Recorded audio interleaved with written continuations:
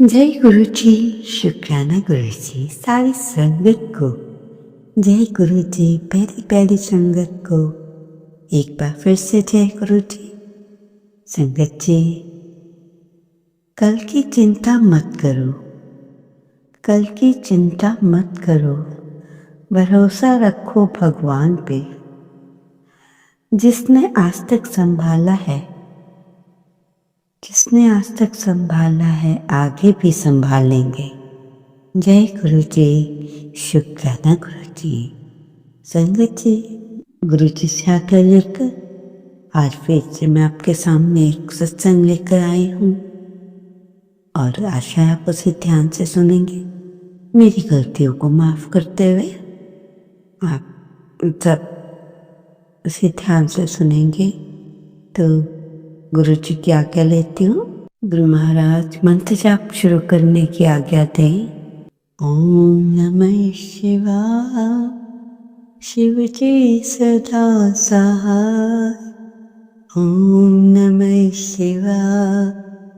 मेरे गुरु जी सदा सहाय। ओम नमः शिवाय। शिव जी सदा सहाय। ओम नमः शिवाय। गुरु जी सदा सहाय। जय गुरु जी। शुक्राना गुरु जी। गुरु जी के चरणों में कोटि कोटि नमन। इससे पहले जो गुरु जी के चरणों में लाइक सब्सक्राइब समर्पित करे, उसके घर में सुख समृद्धि की कभी कमी ना करें। हमारे प्यारे गुरु जी उन्हें भरपूर दें। गुरु महाराज उनकी हर इच्छा को पूर्ण करें। आपने अक्सर सुना होगा, हर कोई मेरे पीठ पीछे मेरी बुराई करता है। लोगों से मैं तो किसी की बुराई नहीं करता या करती, फिर भी लोग ऐसा क्यों करते हैं? तो जवाब में मिलता है कि दुनिया में बुराई वो ही करता है जो अंदर से खाली होता है। जिन लोगों के पास अच्छाई दिखाने के लिए कुछ भी नहीं होता, वे ही दूसरों की बुराई करते हैं। तुम बस इतना समझो कि अगर लोग तुम्हारी या तो तेरी कोई बुराई कर रहे हैं, तो इसका मतलब है कि तू कुछ अलग कर रहा है या कर रही है। कभी भी दूसरों के शब्दों से तुम अपना मत दुखाओ। लोग तेरे बारे में वही बोलेंगे जो उनकी सोच। जो सच्चे हैं वो तेरे कर्मों से तुझे पहचान लेते हैं, शब्दों से नहीं। ये बात याद रखना बेटा, जब फूल खुशबू देता है उस पर पत्थर भी फेंके जाते हैं। बस तू अपनी खुशबू फैलाता रहे। भगवान सब देख रहे हैं। एक दिन वही लोग तेरी तारीफ उसी जुबान से करेंगे जिससे आज बुराई कर रहे हैं। धैर्य रख। सच्चाई का रास्ता कठिन है, पर अंत में जीत सच्चाई की ही होती। एक व्यक्ति बाबा जी से पूछता है, जागो जानो, खुद को जानो। इन खुद को जानो का क्या अर्थ है? उसे ज्ञान की नींद से उठो। तो बाबा जी कहते हैं उसका अर्थ है, अज्ञान की नींद से उठो। हम रोज आंखें खोलते हैं, सच्चे अर्थों में नहीं जानते कि दुनिया की दौड़ लालच में खुद को भूल जाता है। ज्ञान जानो भी इसका अर्थ है उठो और समझो कि तुम कौन हो। तो सिर्फ शरीर नहीं, तू आत्मा है।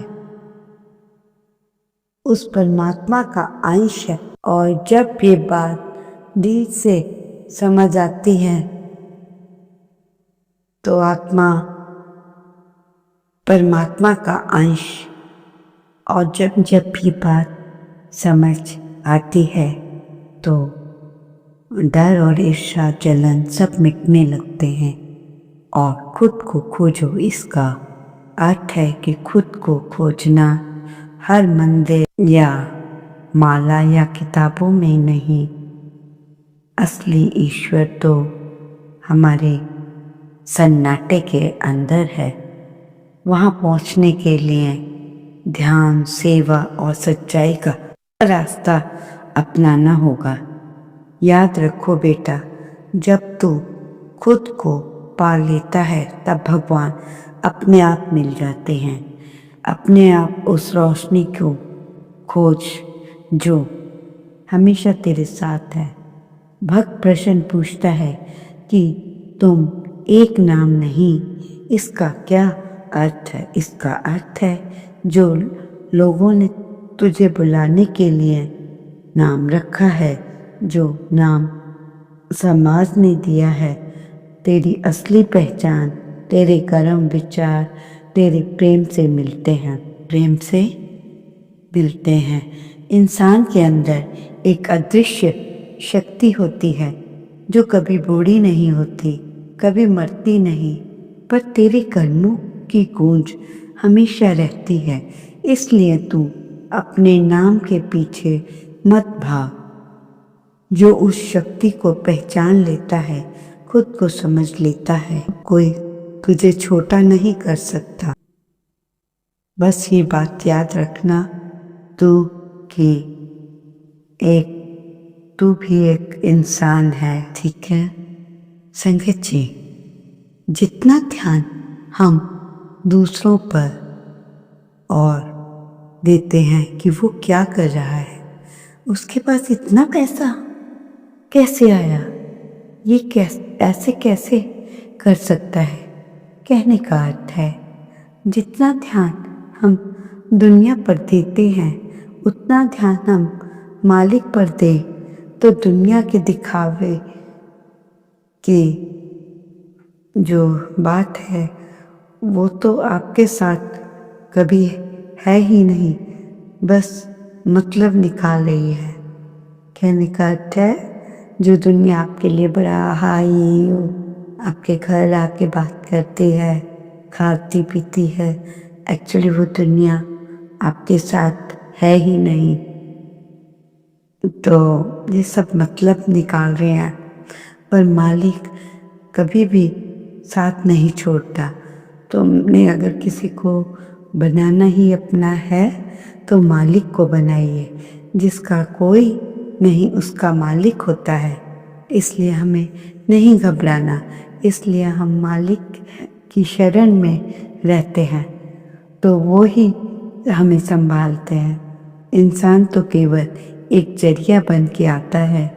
इसलिए संगत जी, कभी भी हिम्मत नहीं हारनी चाहिए। संगत जी, ध्यान देना, खाना तो हम सभी बनाते हैं किचन में, तो आपने ध्यान से सुनना है कि क्या बता रही हूँ मैं आपको। किचन के बेलन के बारे में क्या आपको पता है? मुझे भी अभी अभी पता चला है। अब जैसे ही पता चला मैंने सोचा क्यों ना अपनी संगत के साथ शेयर कर दूँ। जो बेलन होता है वो जो बेलन मतलब जिसे रोटी बनाते हैं वो अब हमारे लिए मीठा जहर बन चुका है, धीमा जहर। ये बात रिसर्च में आई है। मौसम बदलने पर बेलन की सतह पर फफूंदी और बैक्टीरिया जम जाते हैं जो कि हमको अपनी आंखों से दिखाई नहीं देते।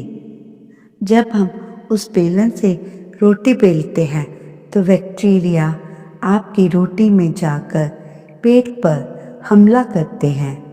बेलन को पानी से धोना काफ़ी नहीं है, फफूंदी लकड़ी के अंदर तक चली जाती है। इसके लिए आप बेलन पे हल्का पानी लगाकर रगड़ें, फिर उस पे नमक लगाएं, फिर धोएं। उसके बाद आग पर थोड़ी देर रखें, मीन्स जैसे तवा उसके ऊपर, फिर बैक्टीरिया मर जाते हैं, फिर इस्तेमाल करें। संगत जी, आपने ये कहते सुना होगा, ऐसी बद्दुआ देती थी कि इस कारण उसकी मौत हो गई। आपका क्या ये सोचना सही है? ये सोच बिल्कुल गलत है। अगर बद्दुआ से मौत हो गई होती तो आज दुनिया कब की ख़त्म हो जाती, क्योंकि हर एक को कोई ना कोई बुरा लगता है। जो दुनिया ना ने तो अपने आप ही ख़त्म हो जाना था। तो ये तो हमारी सोच है। संगत जी, ध्यान से सुनो। हर एक इंसान अपनी किस्मत लेकर आया है। उसका वही होना है जो उसकी किस्मत में होना है। आप चाहें उसके लिए अच्छा सोचे या बुरा सोचे, उसका कोई असर नहीं होता। तो संगत जी, भूल जाइए कि किसी की बद्दुआ से कुछ ऐसे होगा। संगत जी, परमात्मा कहते हैं, रूखी सूखी रोटी खाकर सो जाना। ध्यान से सुनने वाली बात है।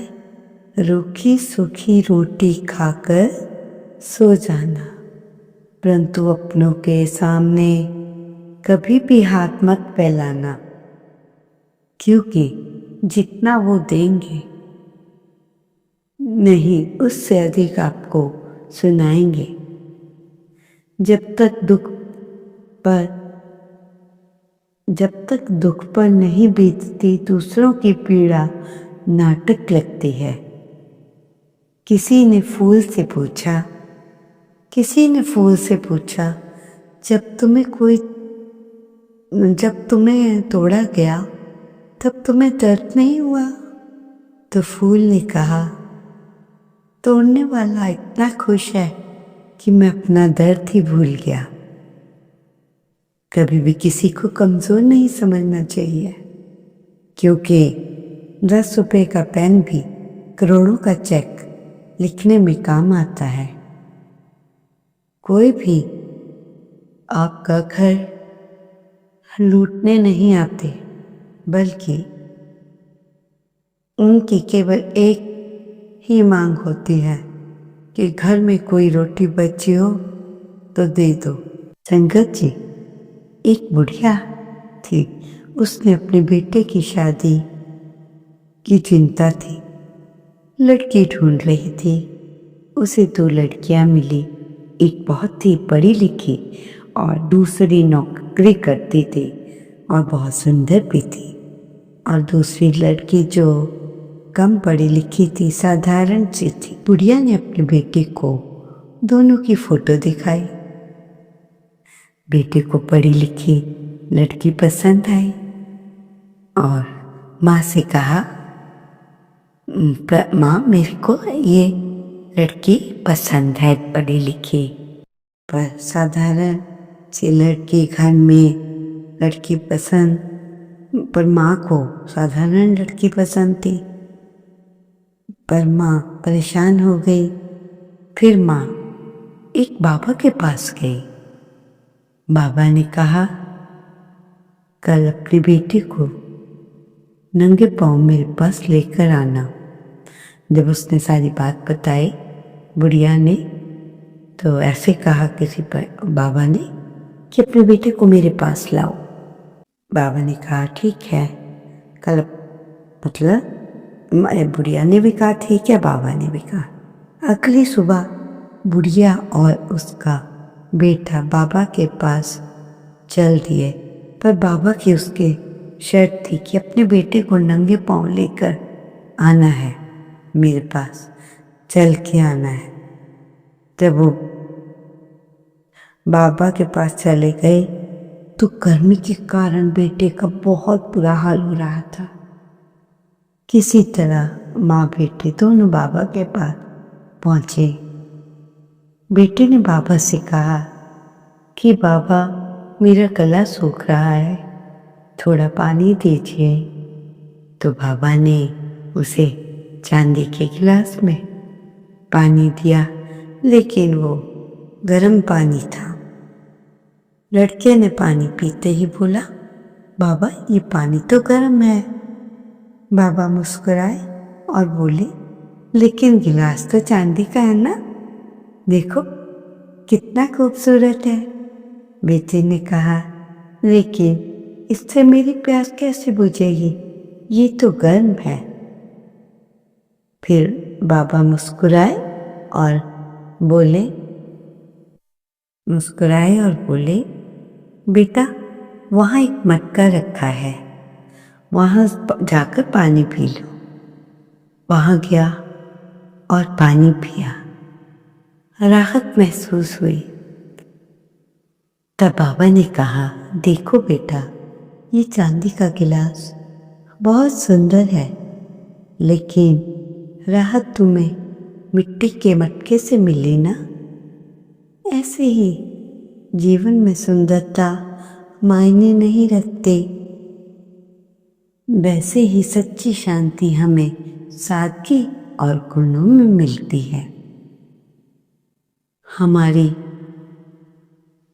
काया और माया की उम्र बहुत छोटी है, पर उम्र के साथ गुण बढ़ते हैं, वही असली सुंदरता है।